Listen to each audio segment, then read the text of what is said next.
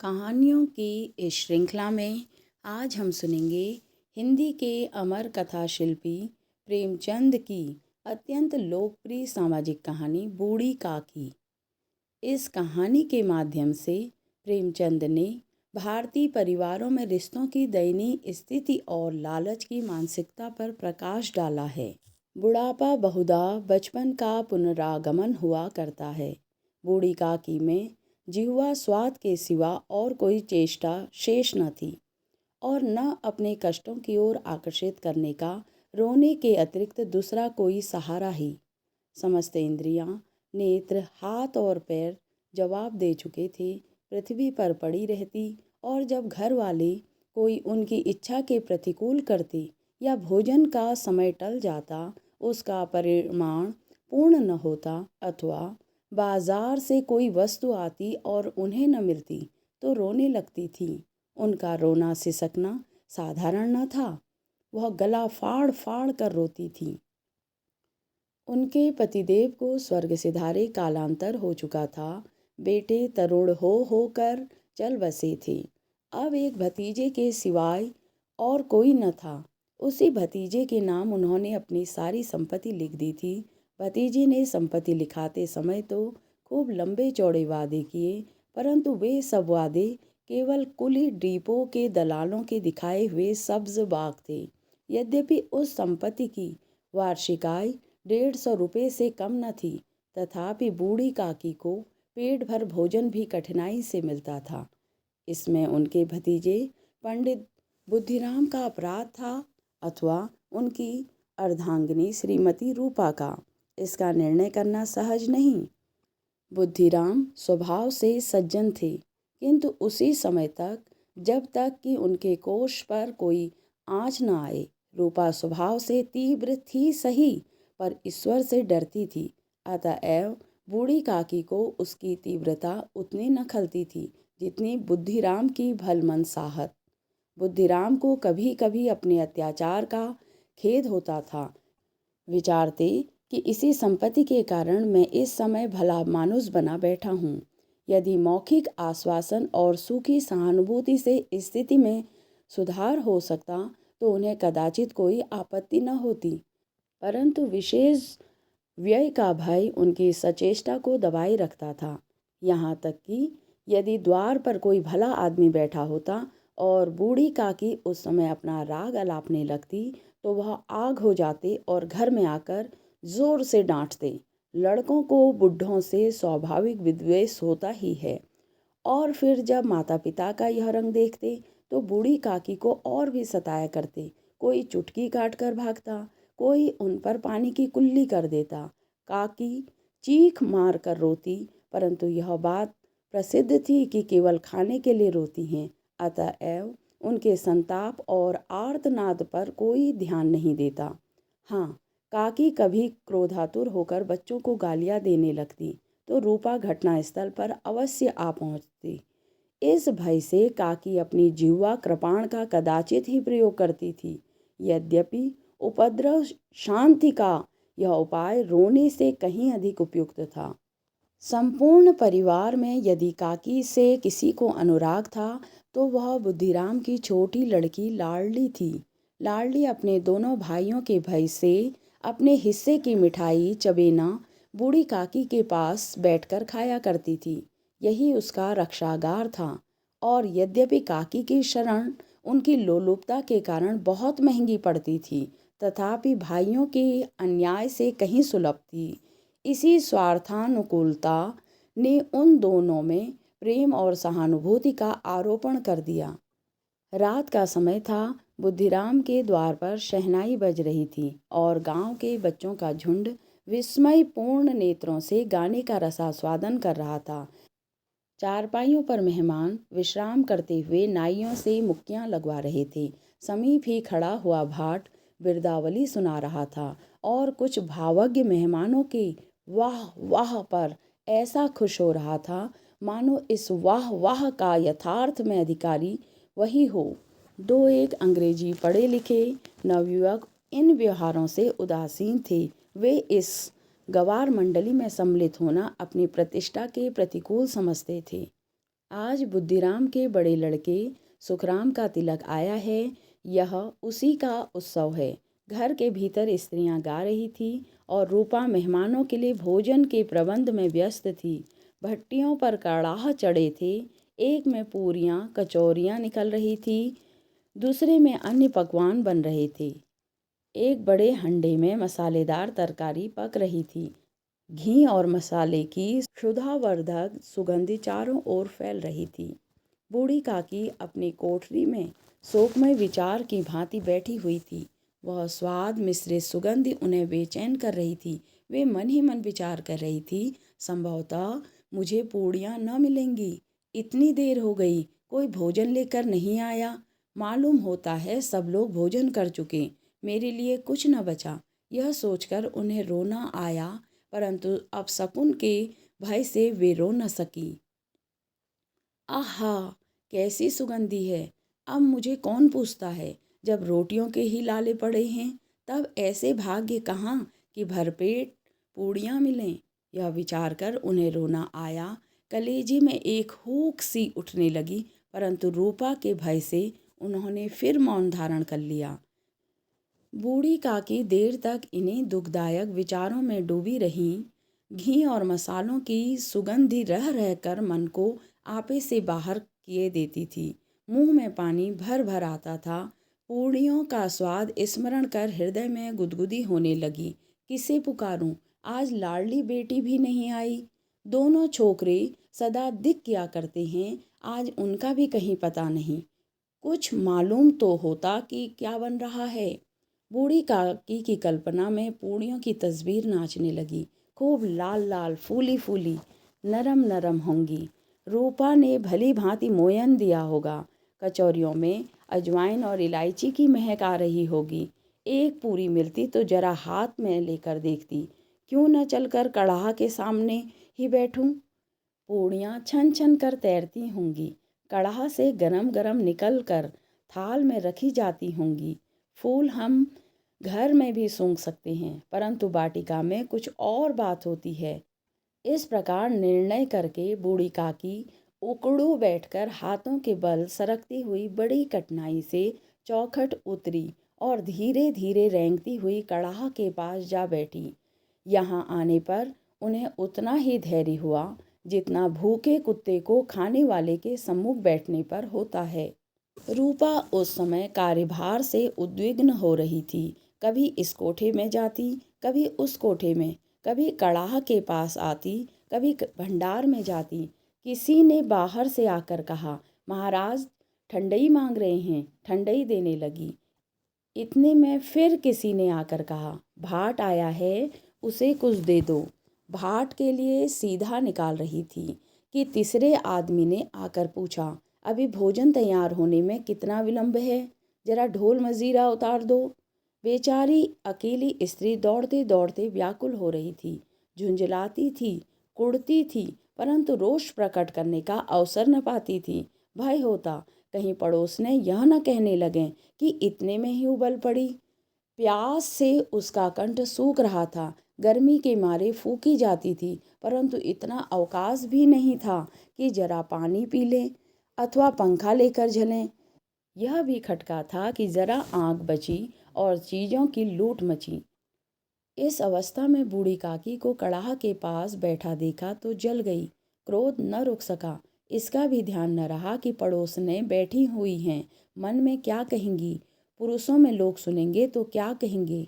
जिस प्रकार मेढक केंचुए पर झपटता है, उसी प्रकार वह बूढ़ी काकी पर झपटी और उन्हें दोनों हाथों से झिंझोड़ कर बोली, ऐसे पेट पर आग लगे, पेट है कि भाड़? कोठरी में बैठते क्या दम घुटता है? अभी मेहमानों ने नहीं खाया, भगवान को भोग नहीं लगा, तब तक धैर्य न हो सका, आकर छाती पर सवार हो गई। जल जाए ऐसी जीभ, दिन भर खाती न होती तो न जाने किस हांडी में मुंह डालती। गांव देखेगा तो कहेगा बुढ़िया भरपेट खाने को नहीं पाती। तब तो इस तरह मुंह बाएं फिरती है, डाइन मरे न माचा छोड़े। नाम बेचने पर लगी है, नाक कटवा कर दम लेगी। इतना ठूसती है न जाने कहाँ भस्म हो जाता है।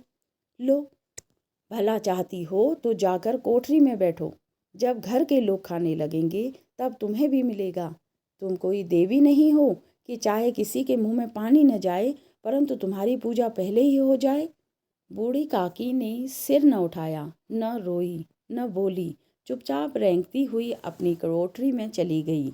आघात ऐसा कठोर था कि हृदय और मस्तिष्क की संपूर्ण शक्तियाँ, संपूर्ण विचार और संपूर्ण भार उसी ओर आकर्षित हो गए थे। नदी में जब कगार का कोई बृहद खंड कटकर गिरता है तो आसपास का जल समूह चारों ओर से उसी स्थान को पूरा करने के लिए दौड़ता है। भोजन तैयार हो गया, आंगन में पत्तल पड़ गए, मेहमान खाने लगे, स्त्रियों ने जेवनार गीत गाना आरंभ कर दिया। मेहमानों के नाई और सेवकगण भी उसी मंडली के साथ किंतु कुछ हटकर भोजन करने बैठे, परंतु सभ्यता अनुसार जब तक सबके सब खा न चुके कोई उठ नहीं सकता था। दो एक मेहमान जो कुछ पढ़े लिखे थे सेवकों के दीर्घाहार पर झुंझला रहे थे। वे इस बंधन को व्यर्थ और बेसिर पैर की बातें समझते थे। बूढ़ी काकी अपनी कोठरी में जाकर पश्चाताप कर रही थी कि मैं कहाँ से कहाँ आ गई। उन्हें रूपा पर क्रोध नहीं था, अपनी जल्दबाजी पर दुख था।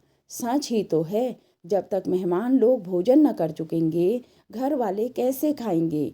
मुझसे इतनी देर भी न रहा गया, सबके सामने पानी उतर गया।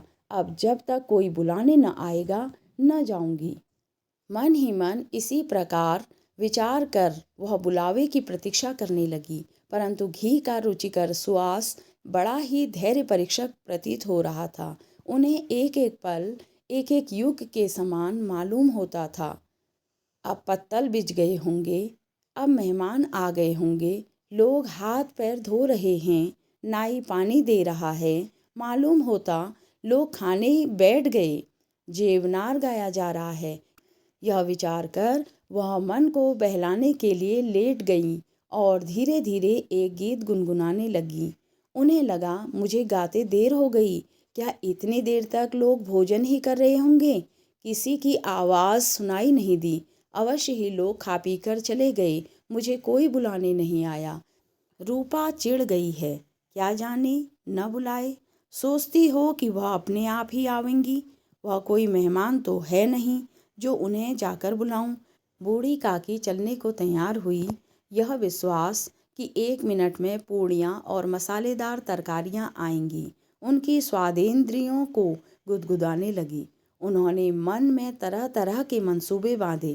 पहले तरकारी से पूड़ियाँ खाऊंगी, फिर दही शक्कर से, कचौरियाँ रायते के साथ मज़ेदार मालूम होंगी। चाहे कोई बुरा माने चाहे भला, मैं तो मांग मांग कर खाऊंगी।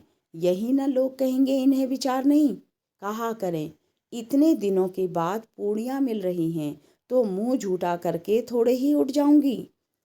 वह उकड़ू बैठकर हाथों के बल खिसकती आंगन में आई, परंतु हाय रे दुर्भाग्य, अभिलाषा ने अपने पुराने स्वभाव के अनुसार समय की मिथ्या कल्पना की थी। मेहमान मंडली अभी बैठी थी, कोई खाकर उंगलियां चाटता था, कोई तिरछे नेत्रों से देखता था कि लोग अभी खा रहे हैं या नहीं, कोई इस चिंता में था कि पत्तल पर पूड़ियाँ छूटी जाती हैं, किसी तरह इन्हें भीतर रख लेता। कोई दही खाकर जीभ चटकारता था, परंतु दोना मांगते संकोच करता था कि इतने में बूढ़ी काकी रेंगती हुई उनके बीच जा पहुंची। कई आदमी चौंक कर उठ खड़े हुए, पुकारने लगे, अरे यह कौन बुढ़िया है, यह कहाँ से आ गई, देखो किसी को छू न लें। पंडित बुद्धिराम काकी को देखते ही क्रोध से तिलमिला गए। पूड़ियों का थाल लिए खड़े थे, थाल को जमीन पर पटक दिया और जिस प्रकार निर्दयी महाजन किसी बेईमान और भगोड़े आसामी को देखते ही झपट कर उसका टेंटुआ पकड़ लेता है, उसी तरह लपक कर उन्होंने बूढ़ी काकी के दोनों हाथ पकड़े और घसीटते हुए लाकर उन्हें अंधेरी कोठरी में धम्म से पटक दिया।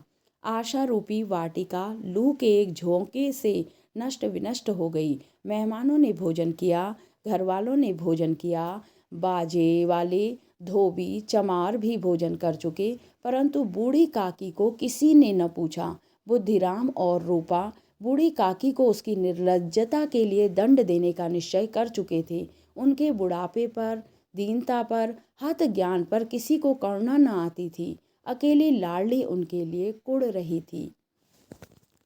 लाडली को काकी से अत्यंत प्रेम था। बेचारी भोली भाली लड़की थी। बाल विनोद और चंचलता की उसमें गंध तक न थी। दोनों बार जब उसके माता पिता ने काकी को निर्दयता से घसीटा तो लाडली का हृदय ऐंठ कर रह गया। वह झुंझला रही थी कि यह लोग काकी को क्यों बहुत सी पूड़ियाँ नहीं दे देते। क्या मेहमान सबकी सब खा जाएंगे? और यदि काकी ने मेहमानों से पहले खा लिया तो क्या बिगड़ जाएगा? वह काकी के पास जाकर उन्हें धैर्य देना चाहती थी, परंतु माता के भय से न जाती थी। उसने अपने हिस्से की पूड़ियाँ बिल्कुल न खाई, अपनी गुड़िया की पिटारी में बंद कर रखी थी। वह उन पूड़ियों को काकी के पास ले जाना चाहती थी। उसका हृदय अधीर हो रहा था। बूढ़ी काकी मेरी बात सुनते ही उठ बैठेंगी, पूड़ियाँ देखकर कैसी प्रसन्न होंगी, मुझे खूब प्यार करेंगी। रात के 11 बज गए थे। रूपा आंगन में पड़ी सो रही थी। लाडली की आंखों में नींद न आती थी। काकी को पूड़ियाँ खिलाने की खुशी उसे सोने न देती थी। उसने गुड़ियों की पिटारी सामने रखी थी। जब विश्वास हो गया कि अम्मा सो रही है तो वह चुपके से उठी और विचारने लगी, कैसे चलूं? चारों ओर अंधेरा था, केवल चूल्हों में आग चमक रही थी। चूल्हों के पास एक कुत्ता लेटा हुआ था। लाडली की दृष्टि द्वार के सामने वाले नीम की ओर गई। उसे मालूम हुआ कि उस पर हनुमान जी बैठे हैं। उनकी पूंछ, उनकी गदा सब स्पष्ट दिखलाई दे रही थी। मारे भय के उसने आंखें बंद कर ली। इतने में कुत्ता उठ बैठा। लाडली को ढांढस हुआ। कई सोए हुए मनुष्यों के बदले एक जागता हुआ कुत्ता उसके लिए अधिक धैर्य का कारण हुआ। उसने पिटारी उठाई और बूढ़ी काकी की कोठरी की ओर चली। बूढ़ी काकी को केवल इतना स्मरण था कि किसी ने मेरे हाथ पकड़ कर घसीटे। फिर ऐसा मालूम हुआ जैसे कोई पहाड़ पर उड़ाए लिए जाता है। उनके पैर बार बार पत्थरों से टकराए, तब किसी ने उन्हें पहाड़ पर पटका। वे मूर्छित हो गई। जब वे सचेत हुई तो किसी की जरा भी आहट न मिलती थी। समझा कि सब लोग खा पी कर सो गए और उनके साथ मेरी तकदीर भी सो गई। रात कैसे कटेगी? राम, क्या खाऊं? पेट में अग्नि धधक रही है। हाँ, किसी ने मेरी सुध न ली। क्या मेरा पेट काटने से ही धन जुट जाएगा? इन लोगों को इतनी भी दया नहीं आती कि न जाने बुढ़िया कब मर जाए, उसका क्यों जी दुखाएं। मैं पेट की रोटियां ही खाती हूँ कि और कुछ। इस पर यह हाल। मैं अंधी अपाहिज ठहरी, न कुछ सुनूं न बूझूं। यदि आंगन में चली गई तो बुद्धिराम से कहते न बनता था कि काकी अभी लोग खा रहे हैं, फिर आना। मुझे घसीटा, पटका। उन्हीं पूड़ियों के लिए रूपा ने सबके सामने गालियां दी। उन्हीं पूड़ियों के लिए इतनी दुर्गति करने पर भी उनका पत्थर का कलेजा न पसीजा। सबको खिलाया, मेरी बात तक न पूछी। जब तब ही न दी तो अब क्या देंगी? यह विचार कर काकी निराशामय संतोष के साथ लेट गई। ग्लानि से गला भर भर आता था, परंतु मेहमानों के भय से रोती न थी। सहसा उसके कानों में आवाज़ आई, काकी उठो, मैं पूड़ियाँ लाई हूँ। काकी ने लाडली की बोली पहचानी, चटपट उठ बैठी। दोनों हाथों से लाडली को टटोला और उसे गोद में बिठा लिया। लाडली ने पूड़ियाँ निकाल कर दी। काकी ने पूछा, क्या तुम्हारी अम्मा ने दी हैं? लाडली ने कहा, नहीं, ये मेरे हिस्से की हैं। काकी पूड़ियों पर टूट पड़ी। 5 मिनट में पिटारी खाली हो गई। लाडली ने पूछा, काकी पेट भर गया? जैसे थोड़ी सी वर्षा ठंडक के स्थान पर और भी गर्मी पैदा कर देती हैं, उसी भांति इन थोड़ी सी पूड़ियों ने काके की क्षुधा और इच्छा को और उत्तेजित कर दिया। बोली, नहीं बेटी, जाकर अम्मा से और मांग लाओ। लाडली ने कहा, अम्मा सोती हैं, जगाऊंगी तो मारेंगी। काकी ने पिटारी को फिर टटोला। उसमें कुछ खुरचन गिरे थे, उन्हें निकाल निकाल कर वे खा गई। बार बार ओंठ चाटती थी, चटकारे भरती थी। हृदय महसूस रहा था कि पूड़ियाँ कैसे पाऊँ। संतोष सेतु जब टूट जाता है तब इच्छा का बहाव अपरिमित हो जाता है। मत वालों को मद का स्मरण कराना उन्हें मदांध बनाना है। काकी का अधीर मन इच्छा के प्रबल बहाव में बह गया। उचित और अनुचित का विचार जाता रहा। वे कुछ देर तक उस इच्छा को रोकती रहीं। सहसा लाडली से बोली, मेरा हाथ पकड़कर वहाँ ले चलो जहाँ मेहमानों ने बैठकर भोजन किया है। लाडली उनका अभिप्राय समझ न सकी। उसने काकी का हाथ पकड़ा और ले जाकर जूठे पत्तलों के पास बिठला दिया। दीन, क्षुधातुर, हत ज्ञान बुढ़िया पत्तलों से पूड़ियों के टुकड़े चुन चुन कर भक्षण करने लगी। ओह, दही कितना स्वादिष्ट था, कचौरियाँ कितनी सलोनी, खस्ता कितने सुकोमल। काकी बुद्धिहीन होते हुए भी इतना जानती थी कि मैं जो काम कर रही हूँ वो मुझे कदापि नहीं करना चाहिए। मैं दूसरों के जूठे पत्तल चाट रही हूँ। परंतु बुढ़ापा तृष्णा रोग का अंतिम समय है, जब संपूर्ण इच्छाएं एक ही केंद्र पर आ जाती हैं। बूढ़ी काकी का यह केंद्र उनकी स्वादेंद्रिय थी। ठीक उसी समय रूपा की आंख खुली। उसे मालूम हुआ कि लाडली मेरे पास नहीं है। वह चौंकी, चारपाई के इधर उधर ताकने लगी कि कहीं नीचे तो नहीं गिर पड़ी। उसे वहां न पाकर वह उठ बैठी तो क्या देखती है कि लाडली जूठे पत्तलों के पास चुपचाप खड़ी है और बूढ़ी काकी पत्तलों पर पूड़ियों के टुकड़े उठा उठाकर खा रही है। रूपा का हृदय सन्न हो गया। किसी गाय की गर्दन पर छुरी चलते देखकर जो अवस्था उसकी होती वही उस समय हुई। एक ब्राह्मणी दूसरों का जूठा पत्तल टटोले, इससे अधिक शोकमय दृश्य असंभव था। पूड़ियों के कुछ ग्रासों के लिए उसकी चचेरी सास ऐसा पतित और निकृष्ट कर्म कर रही हैं। यह वह दृश्य था जिसे देखकर देखने वालों के हृदय कांप उठते हैं। ऐसा प्रतीत होता मानो जमीन रुक गई, आसमान चक्कर खा रहा है, संसार पर कोई नई विपत्ति आने वाली है। रूपा को क्रोध न आया। शोक के सम्मुख क्रोध कहाँ, करुणा और भय से उसकी आंखें भर आई। इस अधर्म के पाप का भागी कौन है? उसने सच्चे हृदय से गगन मंडल की ओर हाथ उठाकर कहा, परमात्मा, मेरे बच्चों पर दया करो। इस अधर्म का दंड मुझे मत दो, नहीं तो हमारा सत्यानाश हो जाएगा।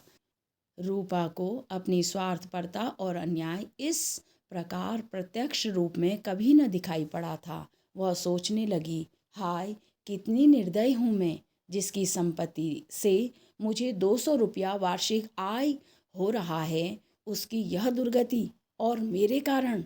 हे दयामय भगवान, मुझसे भारी भूल हुई है, मुझे क्षमा करो। आज मेरे बेटे का तिलक था, सैकड़ों मनुष्यों ने भोजन पाया, मैं उनके इशारों की दासी बनी रही, अपने नाम के लिए सैकड़ों रुपए व्यय कर दिए, परंतु जिसकी बदौलत हजारों रुपए खाए, उसे इस अवसर में भी भोजन न दे सकी। केवल इस कारण तो वह वृद्धा है, असहाय है। रूपा ने दिया जलाया, अपने भंडार का द्वार खोला और एक थाली में संपूर्ण सामग्रियां सजाकर लिए हुए बूढ़ी काकी की ओर चली। आधी रात जा चुकी थी। आकाश पर तारों के थाल सजे हुए थे और उन पर बैठे हुए देवगण स्वर्गीय पदार्थ सजा रहे थे, परंतु उनमें किसी को वह परमानंद प्राप्त न हो सकता था जो बूढ़ी काकी को अपने सम्मुख थाल देखकर प्राप्त हुआ। रूपा ने कंठावरुद्ध स्वर में कहा, काकी उठो, भोजन कर लो, मुझसे आज बड़ी भूल हुई, उसका बुरा न मानना। परमात्मा से प्रार्थना कर दो कि वह मेरा अपराध क्षमा कर दें। भोले भाले बच्चों की भांति जो मिठाइयाँ पा पाकर मार और तिरस्कार सब भूल जाते हैं, बूढ़ी काकी बैठी हुई खाना खा रही थी। उनके एक एक रोए से सच्ची सदिच्छाएं निकल रही थी और रूपा बैठी इस स्वर्गीय दृश्य का आनंद लूटने में निमग्न थी।